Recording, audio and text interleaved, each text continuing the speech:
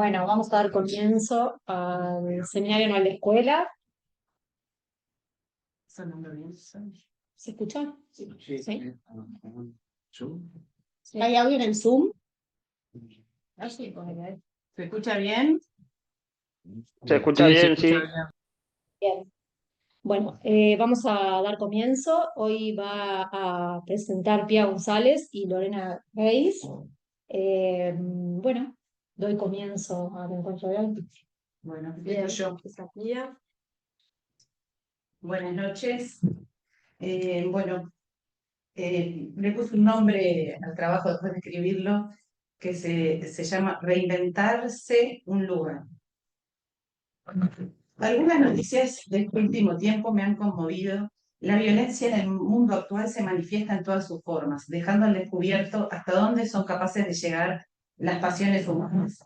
El odio, el racismo, la segregación, la intolerancia al otro distinto, por su religión, por su raza, por su ideología o por el motivo que sea, generan una realidad difícil de soportar. ¿Por qué es importante trabajar sobre la ética del psicoanálisis? ¿Qué lugar podemos pensar para el psicoanálisis en el mundo actual? Freud escribió su texto El malestar en la cultura en 1929, donde plantea que el malestar surge del conflicto entre los deseos pulsionales sexuales y agresivos y la represión a la que se ven forzados por las restricciones sociales necesarias para la vida en sociedad.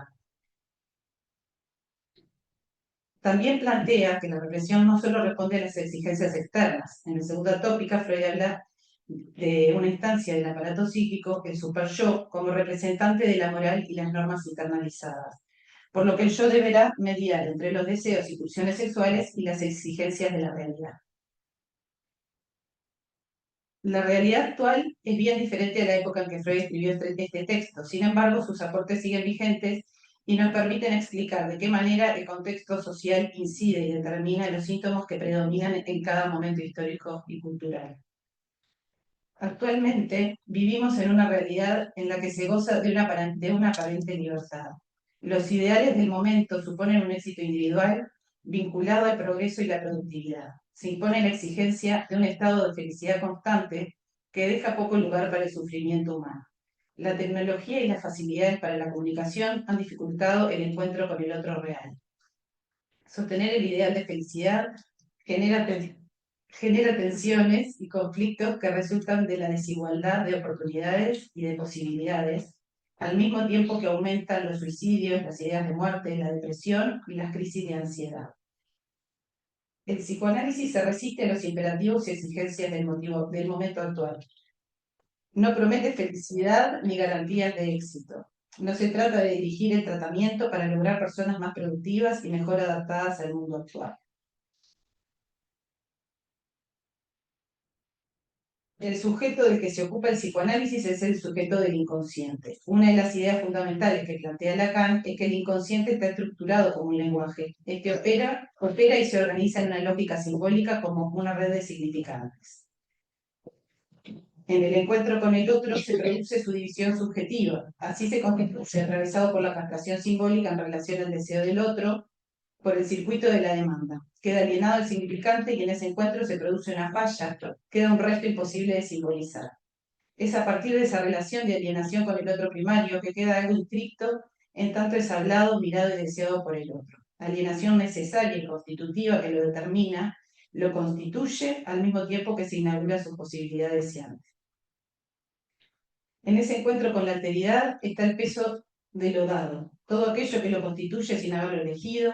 Nacemos en un mundo, en determinado contexto social, en una cultura, una familia. Somos nombrados y arrojados a la vida, alienados al deseo del otro. Hay un conflicto existencial entre lo que ya está dado y las posibilidades de hacer algo con eso, de poder elegir sin que esa determinación marque un destino. Se nos demanda felicidad, dice Lacan en el Seminario de la Ética. Es importante preservar el lugar del deseo en la dirección de la cura, y este podrá leerse en los significantes que sostienen la demanda. Demanda que se irá desplegando en el juego de significantes y que hay que distinguir de la necesidad. El sentido común se desarma para que los significantes puedan jugar, desarmarse, desarticularse. En el discurso que despliega el analizante está en juego el soy donde no pienso y pienso donde no soy. La ética que sostiene la práctica analítica no se orienta hacia el ideal del bien. Se trata de un espacio de escucha en donde el sujeto puede implicarse en lo que le sucede, reconocer su posición deseante y asumir la responsabilidad frente a lo que descubre de sí mismo. Abre un camino posible para no quedar atrapado en las exigencias o expectativas que se le imponen. La pregunta que guía el trabajo analítico es: ¿ha usted actuado en conformidad con el deseo que lo habita? Ceder en el deseo implica traicionarse a sí mismo. O se traicionan las expectativas puestas en él de hacer el bien, impulsado por los ideales del momento, o se traiciona a sí mismo respecto de actuar en conformidad con su propio deseo. Este sujeto, en su decir, habla de sus dificultades, de sus síntomas, inhibiciones y angustia. No es dueño de sí, tropieza con lo que no sabe de sí mismo, su singular modo de desear y de gozar. El psicoanálisis reivindica el lugar de la palabra. La regla fundamental que propone es el de diga todo lo que se le ocurra sin censuras, poniendo en marcha la asociación libre. Es en el decir que el que habla tropieza, descubre el sinsentido y se equivoca. Se trata de poder hacer algo propio con esas marcas constituyentes, encontrar un modo singular de existir. En este sentido, el verdadero protagonista de la experiencia es el analizante. El analista se ubicará en el lugar de objeto causa de deseo del analizante para acompañar y sostener los movimientos que propone el analizante en el escenario de la transferencia. La ética del lado del analista se pone en juego en tanto orienta la dirección de la cura. Apunta a poder reconocer una posición deseante y de implicar desde el inicio del tratamiento al sujeto en lo que le sucede. El analista, en tanto sujeto supuesto saber, me perdí acá porque hice una de... a ver, el analista, en tanto sujeto supuesto saber, sostiene el deseo de saber, necesario para que se puedan producir verdades inesperadas y posibilitando que algo de goce se inscriba en el campo del deseo. Los sentimientos del analista quedan por fuera de esta escena. Su función es sostener y acompañar a su analizante en transferencia. El análisis avanza fundamentalmente por lo que el analizante arriesga en su decir. La responsabilidad ética por parte del analista se apoya en la transferencia. La relación transferencial es el escenario donde se podrá observar lo contingente y la singularidad de las relaciones del sujeto con su goce y su posición deseante. Lacan plantea acerca de la dirección de la cura que desear el bien para el analizante o el deseo de curar puede desviar la tarea analítica. Desear el bien implica imponer un ideal externo que nada tiene que ver con el deseo del sujeto. La transmisión del psicoanálisis no se trata de saberes teóricos ni de acumulación de conocimiento, sino que se trata de las experiencias y de reinventar cada vez el psicoanálisis. Reinventar el psicoanálisis cada vez no sucede sin deseo, el deseo que se define por su función, la de poder sostener el vacío necesario para que cada analizante pueda desplegar y construir su mito individual, su novela familiar. El psicoanálisis apunta a que cada quien pueda ocuparse de uno mismo, asumir la propia historia y poder habitarla, poder sostenerla. El trabajo que cada quien puede realizar en un análisis posibilita un nuevo y distinto modo de estar en el mundo y de pararse frente a la vida y su propia historia. Lacan plantea que dirigir una cura no es otra cosa que permitir que el sujeto advenga a su verdad. Este proceso implica una posición ética de parte del analizante, de reconocer, aceptar y asumir lo que le sucede y que una vez que se encuentra con algo de su verdad, ya no podrá seguir de la misma manera. Cambios y transformaciones que generan sufrimiento implica atravesar duelos y pérdidas. Volviendo al contexto actual, creo que podemos pensar en un lugar para el psicoanálisis más allá de los consultorios. También podemos trabajar desde el psicoanálisis y asumir una posición ética en otros escenarios. El psicoanálisis es un modo de escucha, de interrogar, de intervenir y de implicar al sujeto que consulta. Cualquier persona que consulta tiene algo para decir y eso promueve el deseo de saber. Para terminar, me gustaría compartir algo de mi experiencia de trabajo en un centro de salud en el Comité de Recepción de Salud Mental. Mi tarea consiste en atender las consultas en las que solamente tengo una breve entrevista con quien pide ayuda. Esta instancia la compartí durante muchos años con un médico psiquiatra con quien atendíamos y trabajábamos juntos. Las diferencias respecto al modo de abordar y de resolver las consultas eran abismales. Mientras el psiquiatra entendía esa consulta como una instancia administrativa y ya sabía de antemano lo que le iba a decir al paciente antes de recibirlo con solo mirar su historia clínica, para mí se trataba de una instancia breve en donde podía ofrecer un espacio de escucha, a veces a personas que venían muy angustiadas y que hacía meses que esperaban ese momento, de contener en algunos casos, de intervenir para que algo de la demanda se pueda producir. Interrogar la posición subjetiva respecto del padecimiento, implicar al sujeto en eso que le genera sufrimiento. Los analistas no leemos los síntomas como signos para hacer diagnósticos y dar recetas o soluciones a quienes consultan. No se trata de responder a la demanda ni de taponar las diferentes formas en que se presenta la falta. El síntoma para el psicoanálisis no es algo a eliminar. Porta una verdad oculta que permite descubrir algo de la verdad del sujeto. Habla de su particular modo de desear y gozar, de su ordenamiento pulsional. Se trata de abrir un espacio para que puedan surgir preguntas, propiciar el deseo de saber, dar lugar a la falta para que algo del deseo pueda entrar a jugar.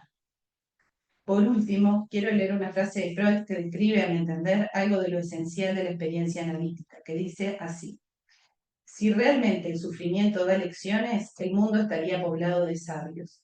El dolor no tiene nada que enseñar a quienes no encuentran el coraje y la fuerza para escucharlo.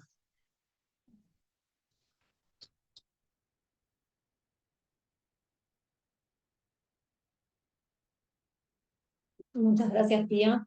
Bueno, ahora seguimos con Lorena. ¿No? Abre los ojos.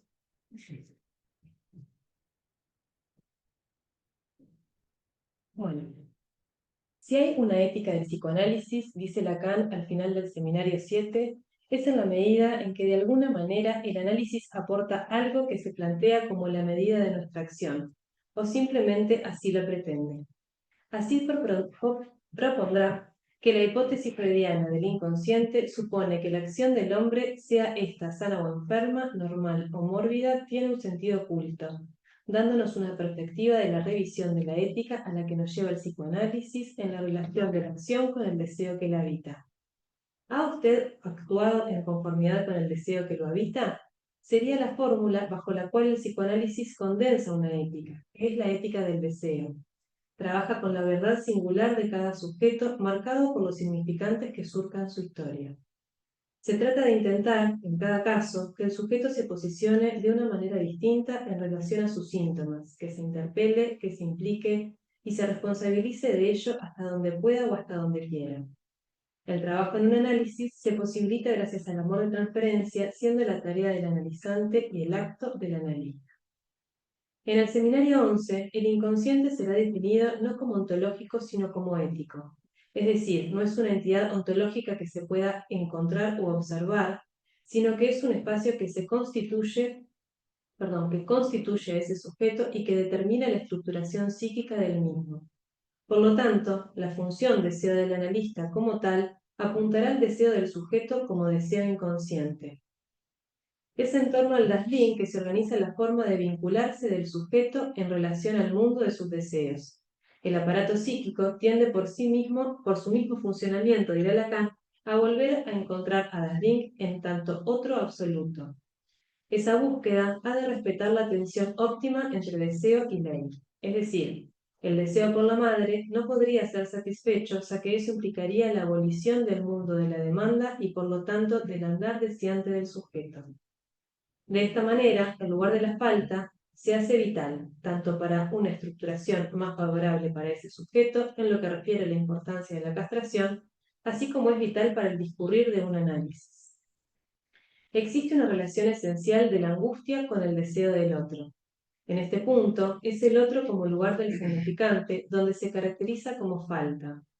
Así, Lacan conceptualiza el objeto A como el primer testimonio de una falta radical en ese otro, y en este sentido la angustia no solo será señal de una falta, sino que también se conformará como la carencia del apoyo que aporta la falta cuando ésta no se presenta.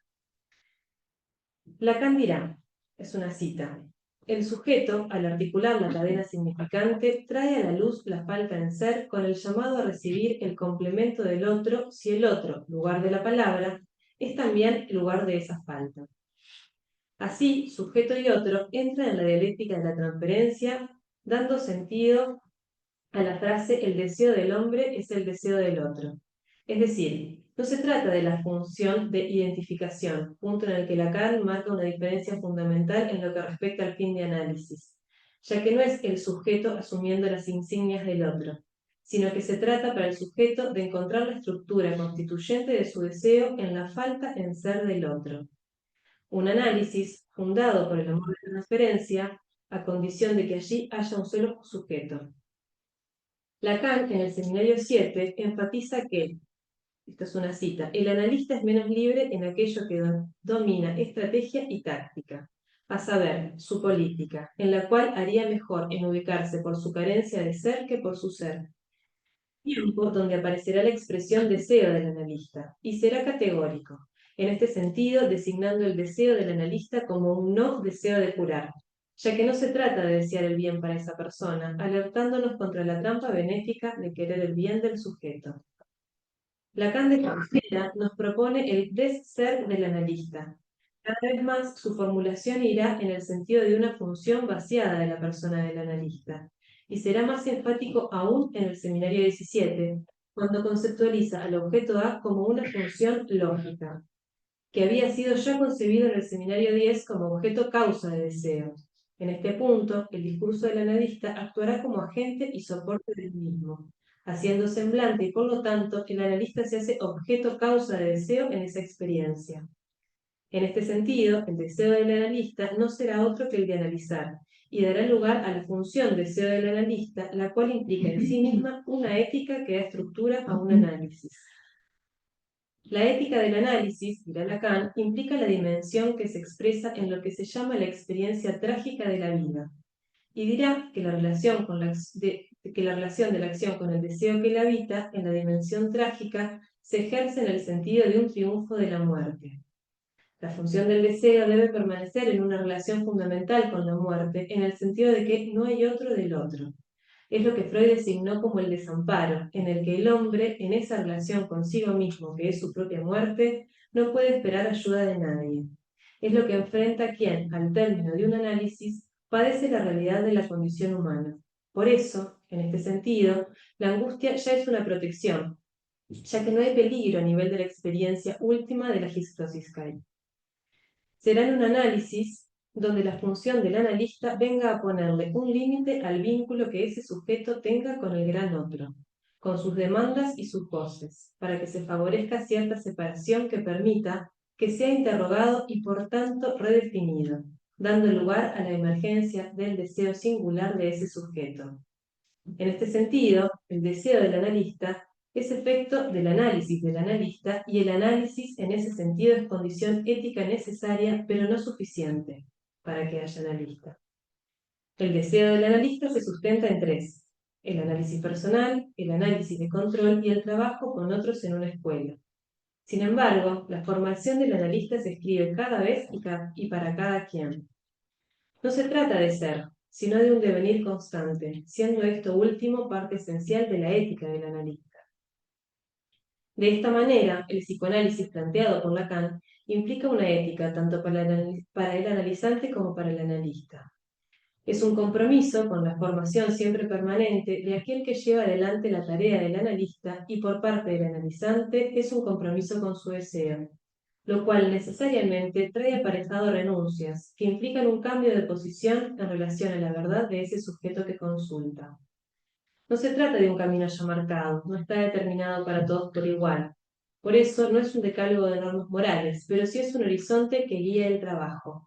Por eso el analista guía la cura y no al paciente, y éste irá hasta donde pueda, o en el mejor de los casos, hasta donde quiera llegar.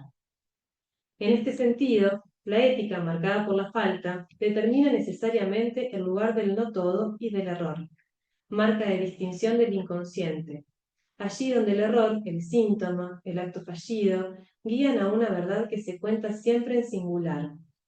El error en la clínica, cosa de la cual aprendemos y que poco se habla, marca también una ética. Si tanto hablamos de la castración y del lugar fundamental en la estructuración, no nos podemos olvidar del lugar fundamental que ocupa en nuestra vida cotidiana, para no creernos que todo lo sabemos y que podemos curar al enfermo o que serán las resistencias del otro lo que no le permita avanzar. Esto hace a una ética que de alguna manera va contracorriente con el paradigma actual, donde lo bello ya no se trata, como lo conceptualizó Heidegger, lo bello es el nombre poético de la diferencia de ser, sino que, devorado por el capitalismo, lo bello queda marcado por los me gusta, prima el culto por ser siempre y para todo positivo, y por manifestar lo que decías como si el genio de la lámpara que sale de la tarjeta de crédito tuviera la savia de la felicidad, perdiéndose así la capacidad de pensar.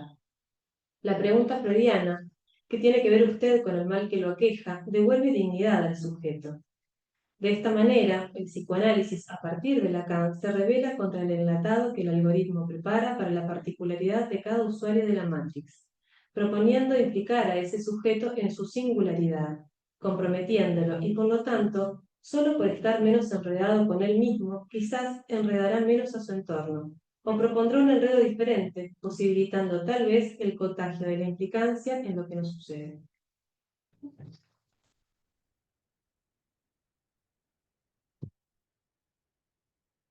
Bueno, muchas gracias Lorena, muchas gracias Pia. Ahora abrimos un espacio para preguntas, comentarios y intercambios. Sigue entrando gente. Hay gente que se piensa que es 8:30. Sí, Sí. Sí. Una cosa a las 8:30, otra cosa a las 8. Sí. Venga, no, Matías.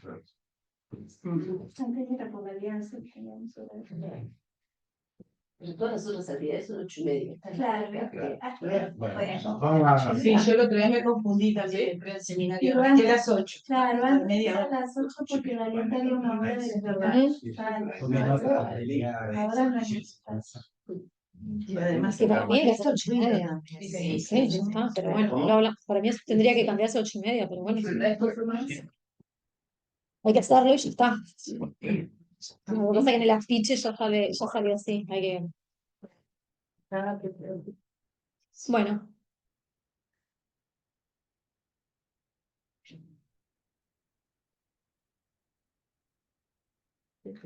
¿Mm?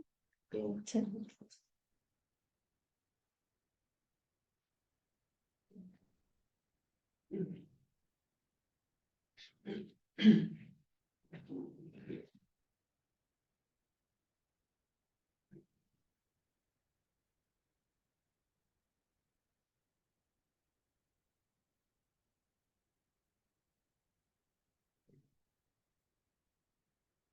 No, es solo para que Pia no le digas esa última casilla de Freud. dale, sí. A ver, tal vez es la genialidad. No, no. Acá está. Si realmente el sufrimiento da lecciones, el mundo estaría poblado de sabios. El dolor no tiene nada que enseñar a quienes no encuentran el coraje y la fuerza para escucharlo. Y el mundo está lleno de pelotudos.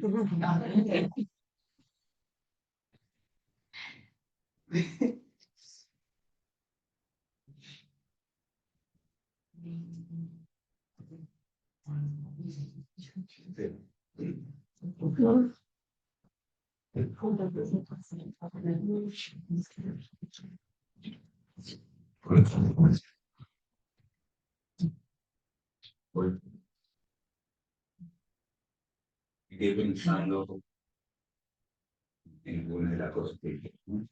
Este, de lo que vos planteabas, Pía, a mí me gustó esa frase de cada quien se ocupe de uno mismo, ¿no?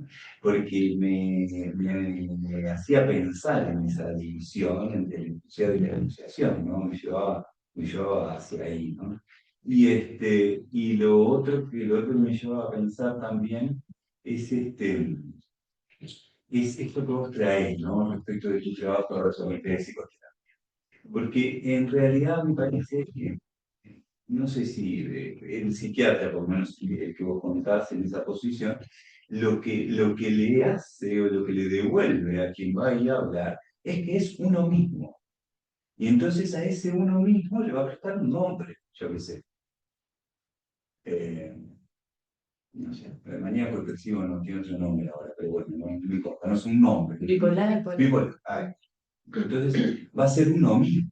Entonces, digamos, ahí digamos, el efecto del significante, digamos, o sea, más que, digamos, no lleva a ninguna pregunta por la división, ¿no? Me parece, digamos, que la pregunta, digamos, o lo que plantea, digamos, esta otra escucha que vos proponés ahí en el comité, es esta pregunta, digamos, por esta división, ¿no? O sea, porque alguien puede hablar, o sea, que puede darse cuenta de que no es uno mismo, de que no es siempre el mismo. Y me parece que eso justamente lo que posibilita, o lo que da lugar a que pueda empezar a aparecer algo de objeto.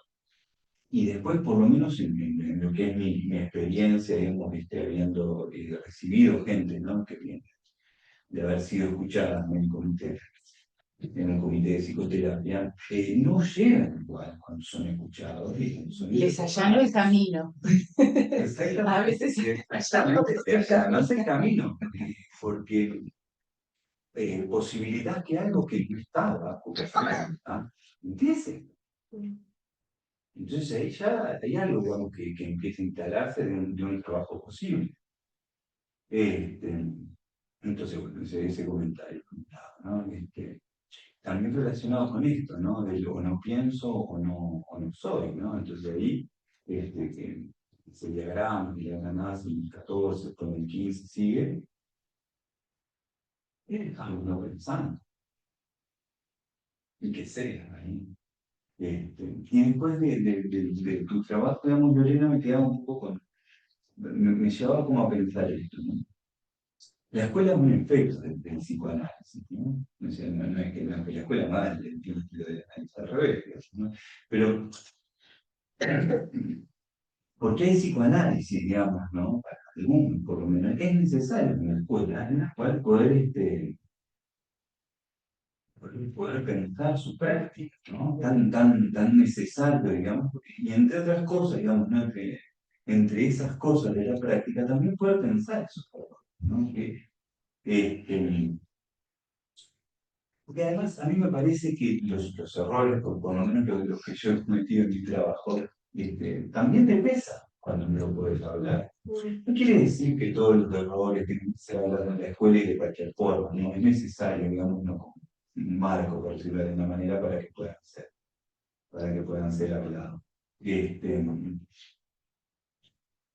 Porque justamente me parece que el error del analista, me parece, muchas veces se encuentra en cuando no permite ser tomado en un lugar de objeto y queda demasiado en el lugar del sujeto supuesto saber. O sea, o capaz que no sé si el lugar del sujeto supuesto saber, pero queda como queriendo saber demasiado sin dejarse, sin permitirle al analizante ocupar el lugar de objeto causa. Y esa transmisión, en realidad, que es un poco la transmisión que posibilita el acto, es posible a partir del trabajo de escuela. Bueno, eso es lo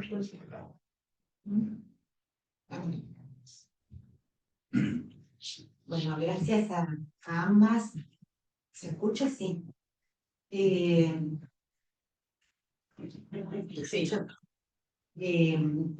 Bueno, gracias a ambas por los trabajos. Y efectivamente, me parece que este comentario de Andrés dio pie para que pudiera decir esto que va en la misma línea, ¿no? En verdad, si reflexionamos sobre nuestro trabajo, es un trabajo, como muchas veces lo he dicho, y lo hemos dicho varios, es un trabajo de muchísima soledad. Entonces, una escuela se hace necesaria. Por eso, pero además también, porque efectivamente, como decía Raymond Smullyan, un matemático, un doctor en matemática, que hizo toda su teoría basándose en los cuentos de Lewis Carroll, de Alicia en el País de la Maravilla, de Dragon Espejo, etcétera, etcétera. Alicia en un momento dice, ¿cómo puedo saber lo que estoy pensando si no lo digo en voz alta?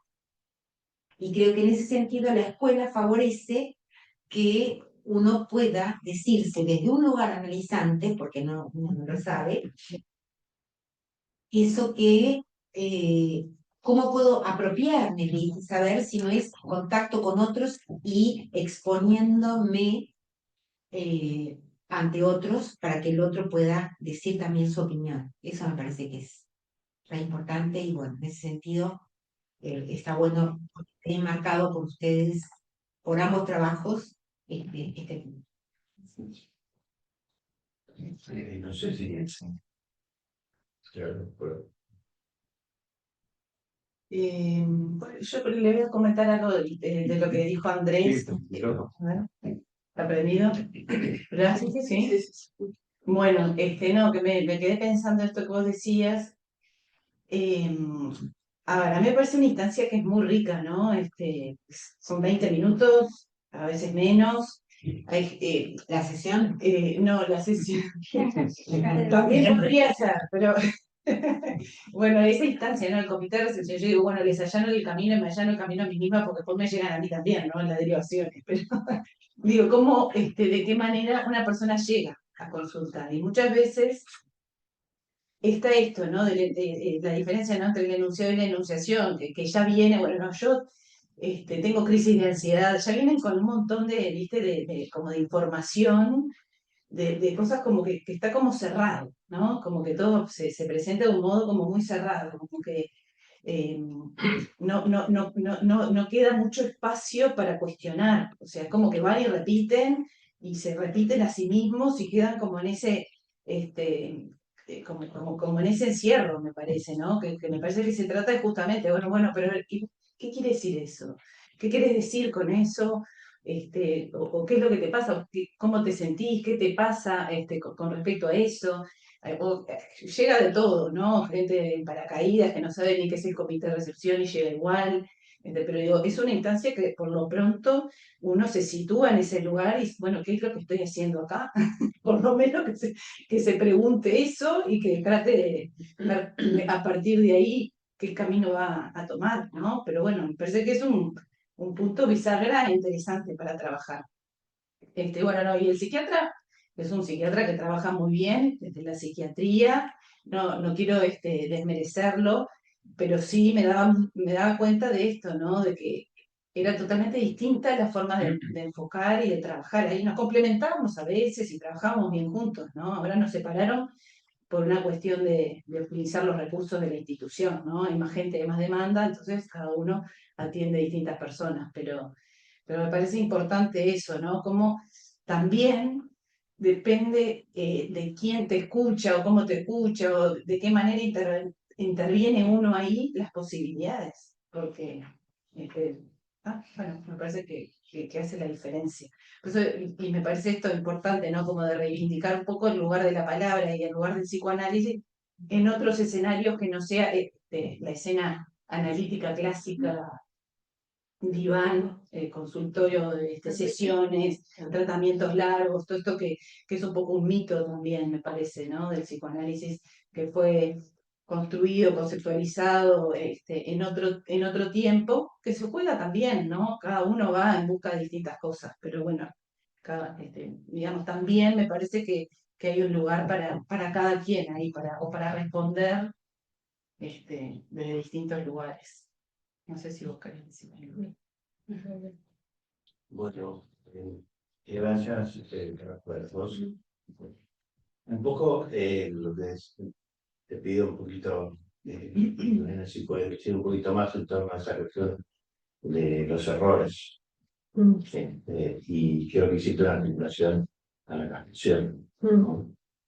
Y en ese sentido, digamos, a partir de lo que planteaba Andrés, creo que justamente el pasaje de la escucha, y esto un poco revisión de lo que hablábamos recién, me parece que si alguien llega, no es devolverle en que está usted en el sentido del uno mismo, porque si la escucha es analítica, inmediatamente el que consulta o el que viene, esa escucha diferente por parte del analista lo pone en la situación de él mismo. es decir, que el sujeto pueda salir, porque cuando viene a diciendo yo tengo tal cosa, tengo tal patología, tal problema, viene la definición de uno mismo. Y cuando se encuentra con una escucha analítica, rápidamente hace un viraje hacia él mismo, ¿verdad? En donde de alguna manera es una posición diferente, para no quedar pegado a ese uno, ¿no? Bueno, acá lo dijo claro, ¿no? El analista se autoriza más que por él mismo, no por sí mismo, no por uno mismo. Y por algunos otros, esos otros uno lo puede cambiar por algún otro que está en posición de él mismo también, y no de sí mismo, en ese sentido. Y creo que eso es no sé cómo será en esa situación que tenés clínicamente, que vos decís de la experiencia de la recepción. No sé cómo lo habrán hecho en la institución en la cual trabajás, pero teóricamente está instaurado ese sistema de salud por el ministerio de una manera en la cual eso no podrían estar haciendo ustedes, ¿no? O sea, tienen que estar juntos. Sí, sí. Eso está en el margen me parece que la institución no está cumpliendo. ¿Por qué? Porque la idea del ministerio justamente es poner dos escuchas diferentes en el mismo momento, y eso es lo que vuelve interesante, por eso es muy interesante, como 14 años trabajar en eso, y ahí es donde, bueno, uno se enriquece mutuamente, digamos, y eso me parece que es lo importante para que el que va a consultar, que no sabe si va a terminar un análisis o va a derivarse directamente a que siga en el proceso de atención farmacológica necesaria para él y que no está pronto todavía para poder escuchar o estar en un análisis. Entonces, en ese sentido, creo que está bien que haya dos lecturas diferentes, porque, bueno, marca la diferencia y, de alguna manera, en la diferencia siempre hay una producción interesante. Me parece que eso es como fundamental. Y bueno, y la otra pregunta es, bueno, es que decía, ¿no? En torno a cuál es la relación entre los errores y la castración. Lo había pensado en relación a la formación del analista, por el lugar que tiene, de alguna manera, en la formación de uno, y la castración en ese sentido ocupa un lugar fundamental, en el sentido de que te la encontrás con las diferencias con, no sé, con colegas, en la presentación de trabajos en escuela, teniendo que presentar un trabajo sobre de la clínica, y no sé si reivindicar el error, pero darle un lugar y tenerlo presente, forma parte de la formación del analista, no hay garantías, ¿no?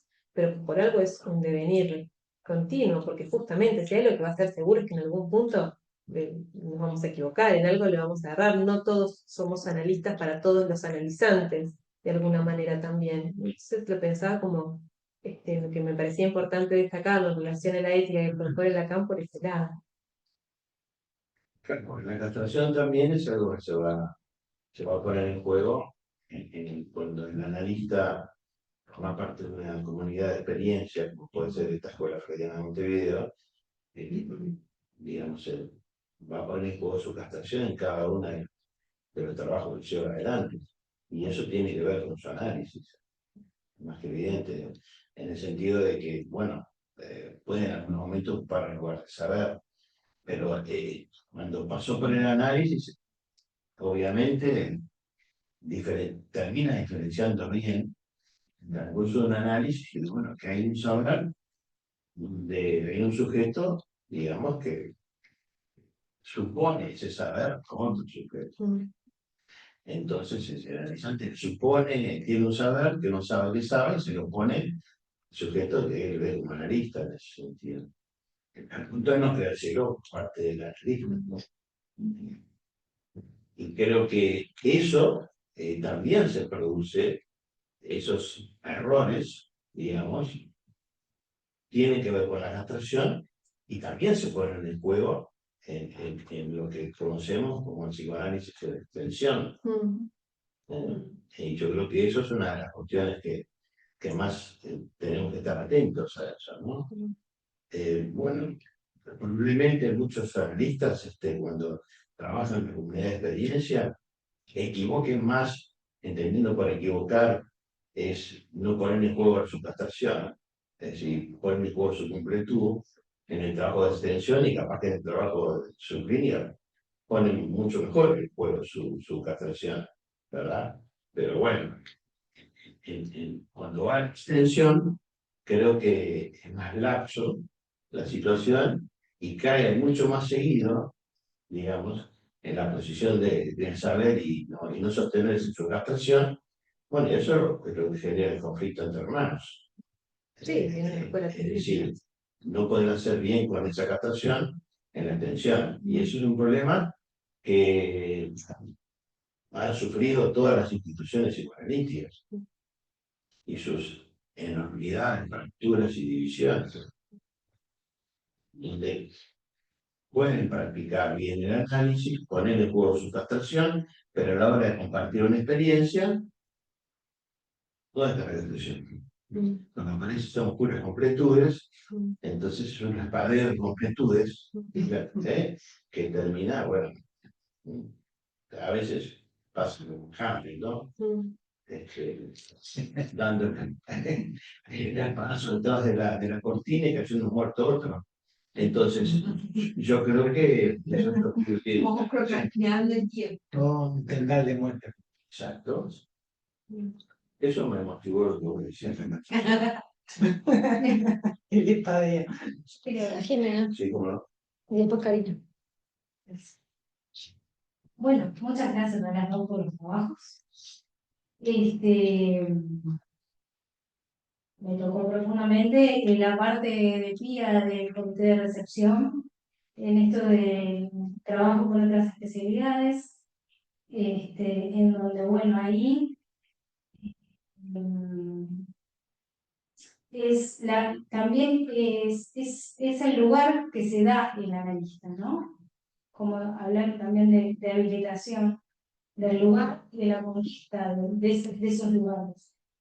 Y me pareció buenísimo que se hable del analista en otros ámbitos, no solo en el consultorio particular, en donde sí también se trabaja con otros especialistas, eh, con psiquiatras, por ejemplo, en el consultorio particular constantemente, pero por ejemplo en un hospital, bueno, donde tenés asistente social, bueno, psiquiatra, obviamente, pero lo decía por eso, por el tema del lugar y de la conquista de ese lugar. Me parece que ese lugar se conquista y es de cada uno, de cada analista. Y tienen varias coincidencias en los dos trabajos, pero una de las cosas que me gustó mucho en esas coincidencias que tienen los dos trabajos de Lorena y de Pía es en esto de reivindicarse cada vez, que el psicoanálisis se reinventa cada vez. Reivindicarse. Dije, reinventarse. Fue un lapsus. Y bueno, y en esto de los errores, sí, es esto del trípode freudiano. El análisis de control y el trabajo de escuela, que es lo que estamos haciendo, fundamental. Bueno, muchas gracias.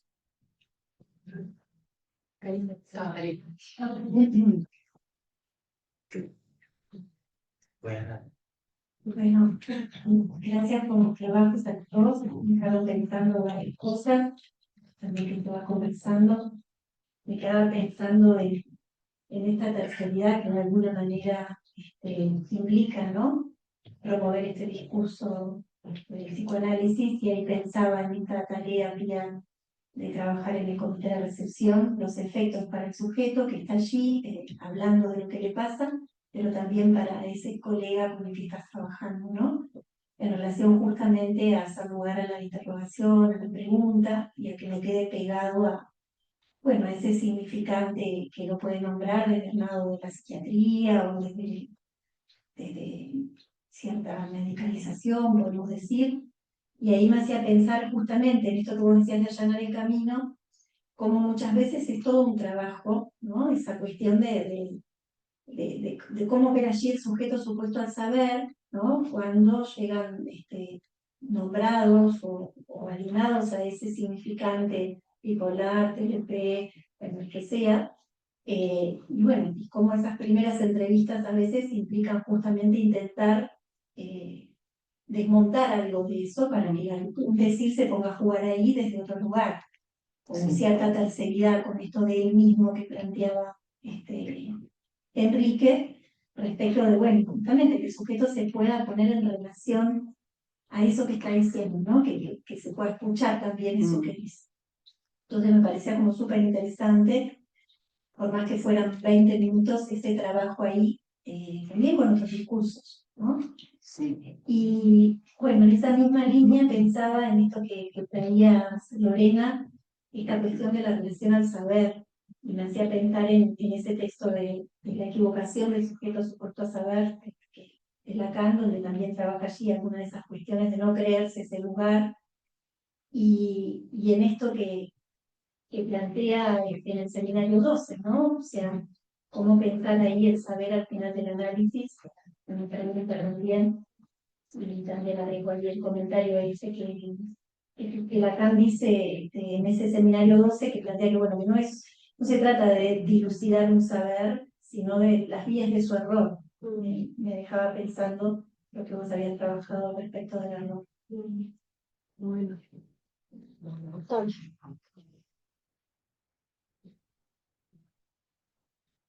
Bueno, muchas gracias a ambas, a Julia y Lorena. Quiero una pregunta y fundamental pregunta, ¿no? Cuando al inicio de tu presentación, Pia, traías este malestar de la civilización, me hacía pensar, wow, está ya planteando algunas cosas para Puebla, y que andás preparándote, tenés que ir a Puebla, México, en marzo del 2026 a presentar esto y algo más, porque sí, en la convocatoria es sobre eso, ¿no? Sobre el amor y el odio, y qué puede decir el psicoanálisis sobre eso, ¿no? Entonces decía, wow, nos adelantamos a Puebla, gracias. Eso en primer lugar. Segundo, pensaba, bueno, ¿qué de eso le toca al sujeto del análisis? O al sujeto que consulta ahí a la mutualista. Porque nosotros no trabajamos directamente con eso. Pero, me hacía pensar en otra cosa, ¿no? En los 4 discursos, Lacan, cuando pone el discurso que nos toca, no solo el corazoncito, sino el deseo, supongamos que es el discurso del analista, no dice el discurso del psicoanalista. Ahí quizás, en un desliz, en un lapsus, en una anticipación, va a adelantar algo que va a decir después, donde se trata de análisis. ¿De qué? Del impacto de lo simbólico en lo real. El psicoanálisis. Lo que nosotros hacemos y seguimos hablando. Psico ya es una reducción a, digamos, una relación entre lo imaginario y lo real, que hace disciplina, ¿no? Formulando el rescate de la identidad, como decía muy bien Andrés, ¿no? Que está en el seminario 9, el problema del seminario 9 y del 24. La identidad. Cómo nosotros nos posicionamos frente a eso. Me parece que es la posición del discurso del analista. Interrogar o quería esa llamada identidad, sea cual sea la forma que se presenta. Psicopatológicamente es, y ahí viene la pregunta hacia vos, trágica, ¿no? La tragedia. Entonces, ¿cuánto de la tragedia que se juega en el fin de análisis o no? ¿No? Desde la lectura que propones, Lorena, ¿no? Eh, es la misma de la tragedia de la existencia misma, en sentido de su finitud. Yo preguntaba, ¿no?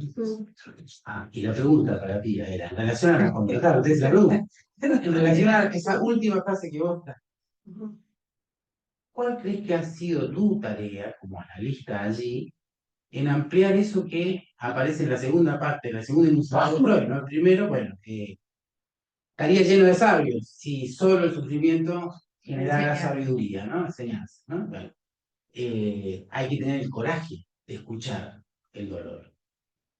Entonces, ¿por qué digo esto? En una sociedad como nuestra altamente medicalizada, esa segunda parte me parece que se ha interpretado de una manera muy veloz, diciendo, nadie quiere escuchar su dolor, casi nadie quiere escuchar su dolor. Esa es la política de la salud pública hace 15 años. Y no se cambió, ni por ejercicio de influencia de los analistas, no se cambió, porque es así, no se cambió, pero no directamente, no se cambió por ejercicio de influencia de los usuarios de salud pública, tampoco por los profesionales de la salud pública, aunque sí fueron influyendo de alguna manera discursivamente hace tiempo, sino que por un gesto de poder ejecutivo. Esto es puramente político. Puramente político. Fue como, en ese caso, Catón el Sabio, o no sé, dijo, bueno, está. Y así empezó, no fue ninguna cosa. Después vino la ley, después vino la discusión que tuvimos en la escuela freudiana, me acuerdo también si esto es o no es, la discusión que tuvieron otras instituciones, donde eso no es, decía, donde dijimos, no, pará, acá hay lugar. ¿Para qué? Para interrogar al sujeto. Entonces, ¿cuánto? ¿Cuánto crees vos que se puede mover ese margen que se suponía muy rígido de no? La mayoría, todos, o casi nadie, va a querer atravesar la experiencia de escuchar al otro. Ahí, era mutualista. No habríamos llegado al porcentaje sorprendentemente mundial, estar en un podio. Dice que otro país alcance de 30% de medicalización. La OMS dice 10% es ya un exceso. Nosotros estamos en un podio que no va a alcanzar nadie. Estamos en emergencia sanitaria hace 50, 80 años, no sé. O sea, estamos viviendo una excepción. Se puede cerrar. Se puede cerrar. Porque no fue abierto por el pueblo, el internet, no. Es un gesto político que ha dado una experiencia que por ahora, bueno, se sigue sosteniendo. Y ahí está la pregunta. Ahí lo sostenemos. No sé si ustedes quieren ya. Sí. Yo te respondo antes de que me olvide la pregunta. Lo entiendo, decías, si lo pienso, lo del fin del análisis por el tema de la finitud Y la tragedia. y la tragedia. Algo de la tragedia se debe jugar al final de un análisis, no sé, supongo que la de cada sujeto de su propia historia. Pero lo pensaba más que por el lado de la espiritu, si bien lo digo en el trabajo, en el sentido, supongo yo que va en el sentido de que no hay otro del otro. Ahí donde te terminás encontrando con que el sujeto se termina encontrando, que no existe el otro que me permita o que venga, o que esos otros, que es el lugar de ese gran otro, va perdiendo valencia, va perdiendo poder. El sujeto va acotando esas cosas y se termina encontrando solo con su deseo y el único que puede cumplir eso es el mismo, en ese sentido. No sé si respondo a tu pregunta. Sí. Yo voy a retomar un poco lo que decía Lorena y un poco me quedé pensando también en la pregunta que le hiciste a Lorena, que me parece que hay algo de lo trágico que vira un poco a lo cómico en el final de un análisis. O sea, que aquello que aquejaba o que padecía el sujeto, de alguna manera, uno logra poder desdramatizarlo y poder hacer algo cómico con eso, digamos, nos podemos reír a veces de algo que de repente se descubre en un análisis. No sé, te digo, por ejemplo, una frase que a mí me quedó resonando de mi propio análisis, que decía, bueno, los fantasmas se ven más feos de lejos que de cerca, ¿no? Que me decía mi analista. Y bueno, que tiene que ver con eso cuando uno se acerca y que puede atravesar ciertas cosas, eso que resultaba dramático, que era terrible, o que, bueno, el sujeto padece, resulta que, bueno, que no era tan terrible, que no. Deja de ser, de padecer, para, bueno, poder hasta reírse de repente de eso. Bueno, eso por el lado de la pregunta que me hiciste a mí es muy difícil de responder.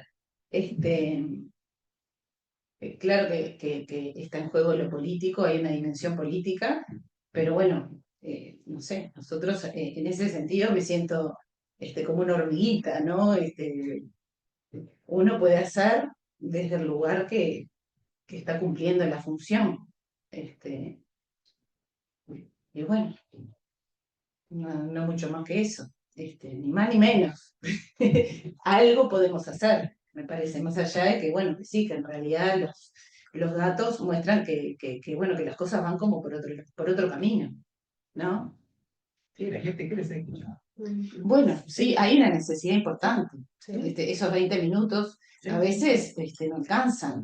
Por supuesto. Sí, Pero es determinante es muy poquito. ese es el acto político de poner en juego el deseo de la ley. Sí. ¿Se fijan? Que haya habido condiciones circunstanciales para que eso se ponga en juego, bueno, bienvenida sea. Pero si no hubiesen habido analistas que hubiesen ido ahí, si no siguieran habiendo analistas sosteniendo ahí, digo, no hay solo analistas.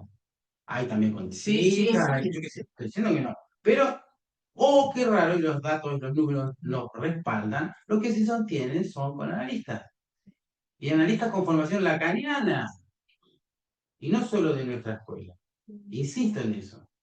Hemos influido y trabajado con mucha gente, no solamente los que nos reunimos acá. Y es así, es un efecto real, y no estoy exagerando. De otras instituciones analíticas se opusieron, dijeron que no, que bla, bla, bla, y van a gatas con esto o de forma clandestina sus asociados.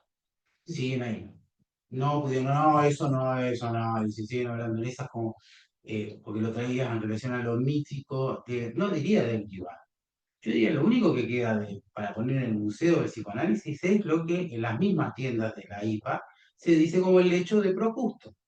El hecho Procusto, ¿sabes? No era un emperador chiquitito que cuando venía un mensajero o un otro que era medio sospechoso decía, bueno, lo pongo en mi cama. Si cabe en mi cama, le creo. Si no, le corto las patas. ¿Sí? Como era chiquito, la mayoría de la gente moría. Es una crítica que sale de las mismas tiendas de la IPA, la que estoy diciendo. Que es que si el sujeto no se adapta a las condiciones del analista, no hay análisis. Punto. Bueno, lo que estoy planteando vos es otra cosa. Es un sujeto que no está sujetado al principio de identidad en términos absolutos y puede hablar de él mismo, como dice Enrique, va a tomar eso como un hallazgo ya de un reconocimiento de existencia, es decir, como un acto de amor. En eso consiste el coraje, me parece, Exacto. ¿no? De poder, Sí, pero alguien te tiene que tender la mano, alguien te tiene que tender la oreja. Si no, no, o sea, alguien si no, que tenga coraje también. también, por supuesto. El coraje de las dos partes. Y sí, más cuando tenés ahí a un psiquiatra que está, bueno, ahí Enrique nos tendrá que enseñar su experiencia, porque no está fácil. Es un terreno que es a analizar, problematizar, compartir, pero es Interrogar. es cierto, nos aportan, nosotros podemos aportar, pero este punto me parece que sí, creo que es verdad. Los números no faltan. No, el psiquiatra se ponía muy incómodo a veces. Yo me daba cuenta que se ponía incómodo como que quería que yo terminara, ¿no? que no hiciera tantas preguntas. Pero bueno, porque también me parece que, digamos, la premisa de la existencia del inconsciente es clave también, ¿no? O sea, hay gente que no, Ah, sí. no existe eso, ¿no? O sea, no está en juego. Entonces, Celia. Sí, me hace acordar de esto que le decías a alguien que me preguntó, me pasa todo esto y no sé de qué manera me podrías ayudar, porque vos sos muy del inconsciente. Y cuando yo le dije que por se mueve. No, lo tuyo es inconsciente. Se movía aquello y había más que un trauma. Y respecto de esto, creo que por una cuestión de rigor para con nuestra disciplina del análisis, me parece bueno decir que analizamos, no que psicoanalizamos, como recién se planteaba acá, porque efectivamente tenemos que darnos cuenta de que no es el psiquiatra sino que es todo el mundo, sí, también los psicólogos, la psicología, porque no nos olvidemos que si vamos a la matriz epistemológica, la psiquiatría y la psicología tienen la misma matriz epistémica que entre ellas. A vos, en este caso, no te llamaron por suerte como analista, te llamaron por tu rol psicológico. Que vos no lo hagas ya implica una traición, una buena traición. Yo derivo a psicoterapia aparte. Por eso, pero independientemente de que alguien te diga, porque a uno lo llaman de distinta manera, ay, Doctora. Sí. sí, la psiquiatra, la doctora, la analista, la terapeuta, bueno, qué sé yo, que pongan el nombre que pongan, a condición de que uno sepa realmente haber sabido y seguir en este trabajo permanente que es el del análisis. Entonces, la oposición epistémica al análisis no es la psiquiatría, sino la psicología también, que participan de la misma raíz epistemológica. En tanto que si fuera una psicóloga también estaría dispuesta y disponible a encajarle un Roger, encajarle un test o algo así para determinar la estructura de la personalidad y qué sé yo, cuando del lado del analista, por eso es deseo del analista, no del psicoanalista, por eso es autorización del analista, el analista no se autoriza más que par lui-même, por él mismo, es función del analista, no es psico allí, ¿no? Para no pegar esa cuestión. No, me quedaba pensando en las resistencias, ¿no? De los propios analistas a veces.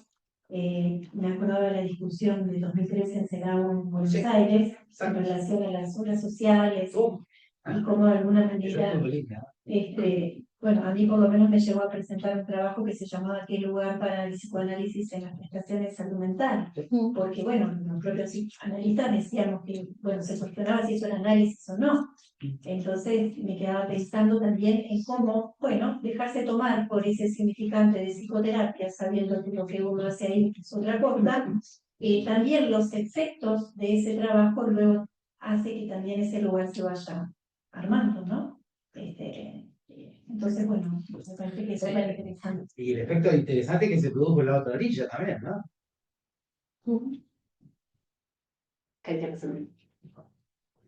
Bueno, muchas gracias a los compañeros. Creo que sí, lo que trajeron bien actual, ¿no? Habla de una relación digamos, del analista. Ahí entiendo que están las dos planteando una relación a la verdad y al saber diferente, ¿no? Y pensaba en esta dimensión de los efectos. Porque sí, la pregunta de ¿hay analista ahí cuando se escucha en una consulta? Vos hablaste, creo, no sé si de escenas, de otras escenas que no son las de la consulta privada o escenarios. Sí. Bueno, y bueno, es una pregunta que muchas veces me hago, bueno, hay analistas, pero ¿se trata de eso o hay efectos, ¿no? En relación a una posición analítica o una escucha analítica, como decía? Y bueno, quería preguntarte, Pía, si habías pensado otros escenarios, además de este que vos nombraste, de el comité de recepción, porque entiendo que hoy en día son muchos los lugares por los que transitamos los analistas. Y bueno, también se me jugaba esto en relación a los efectos de la castración que nombraste, Lorena, ¿no? Y lo pensaba, bueno, si podías ampliar un poco más de cómo lo entendés tú en relación a la escuela. Más que se dijeron algunas cosas, pero nombraste el trípode, bueno, el análisis personal, el análisis de control y la posibilidad bueno, de estar en otra posición, como la de analizante, a partir de la formación, ¿no? Y de circular por otros lugares. Si podías aportar algo más de ahí. Bueno, creo que Enrique lo explicó mejor que yo. No, pero me interesa escuchar.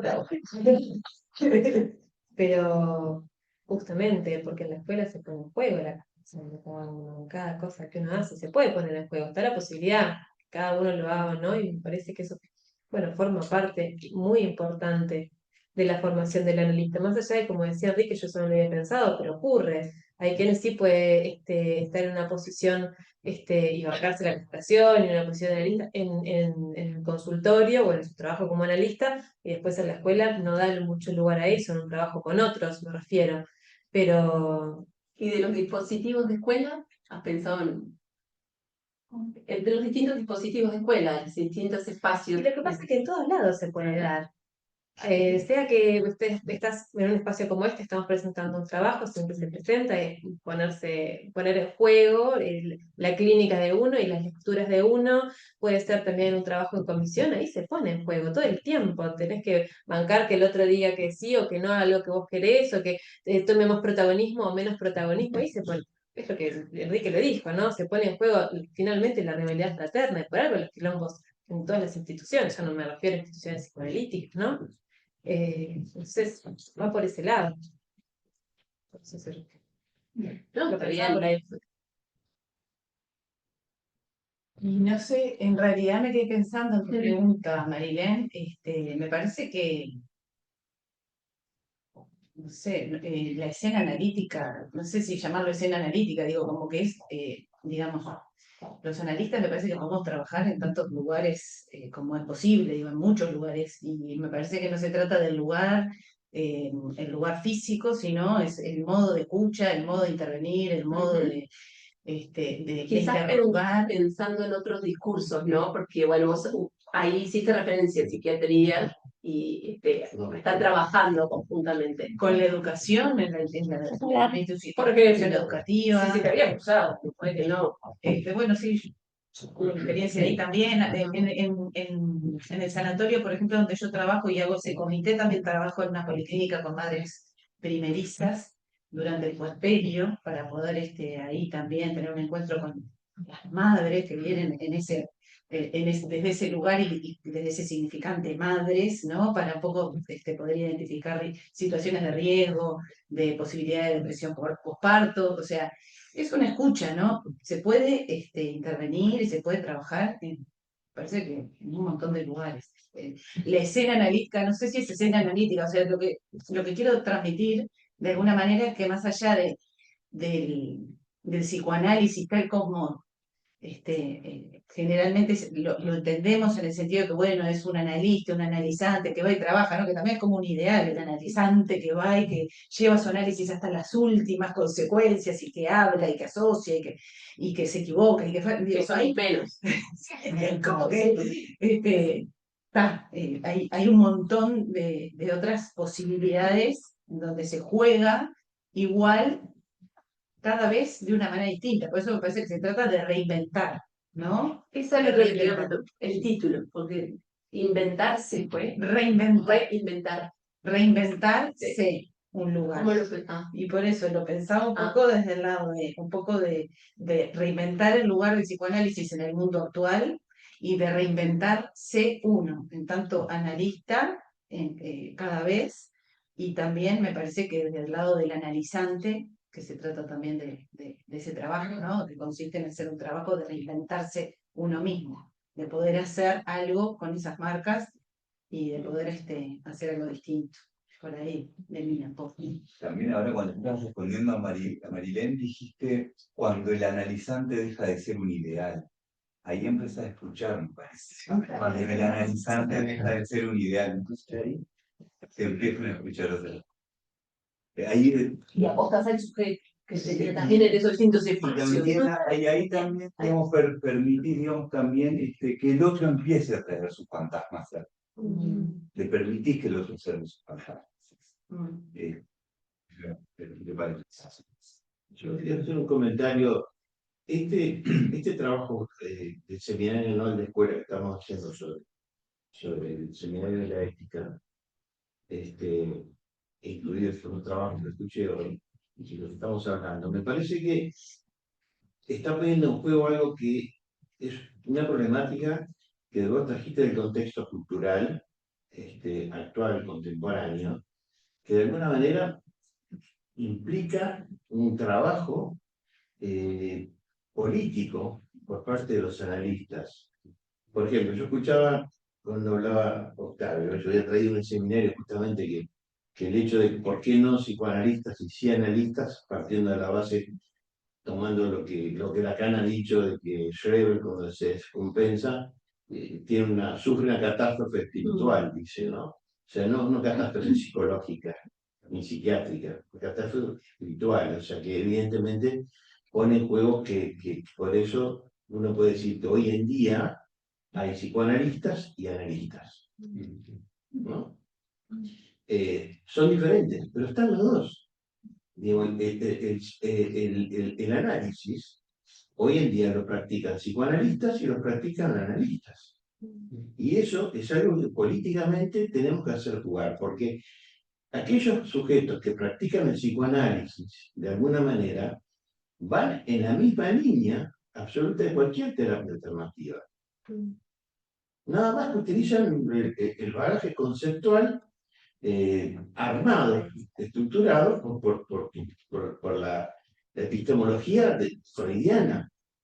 ¿Ah? Pero cuando vos tomás a Lacan, no como un autor, sino como alguien que introdujo una revolución en el campo del análisis, evidentemente ahí aparece la diferencia entre psicoanalistas y analistas.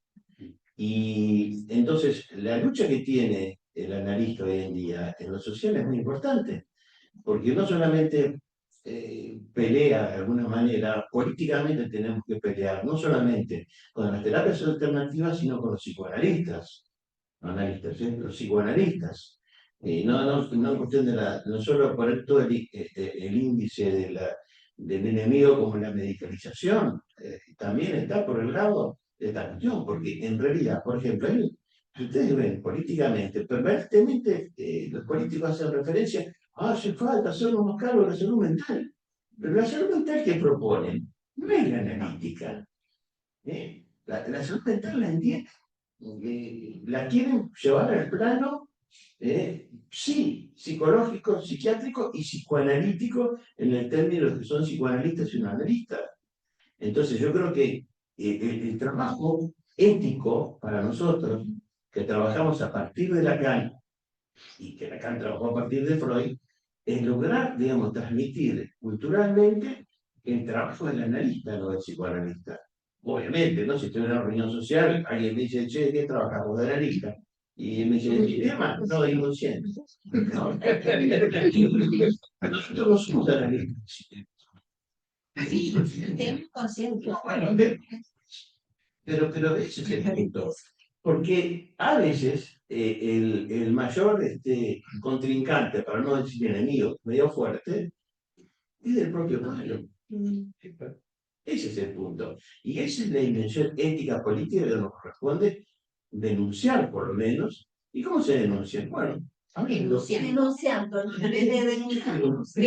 Hablando de eso, como vos decías, o sea, el mí mismo es el mismo, es decir, que se integró de una otra manera, porque es la única forma que tenemos. Y esto es una cuestión política.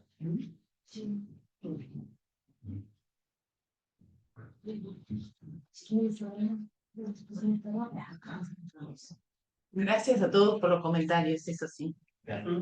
Bueno, muchas gracias.